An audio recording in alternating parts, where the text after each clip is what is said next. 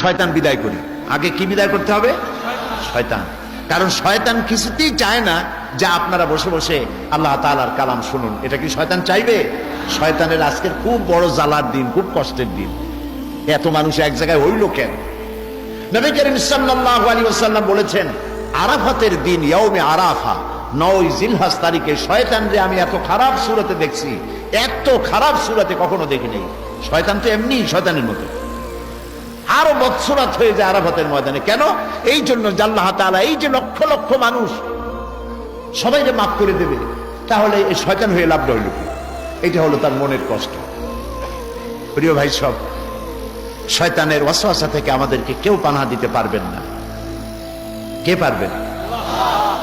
আল্লাহ রাব্বুল আলামিন কোরআনে কারীমের মধ্যে বলেছেন, যখন তোমরা তেলাওয়াত করবে তখনই শয়তানের ওয়াসওয়াসা থেকে পানাহ চেয়ে নিও, তাহলে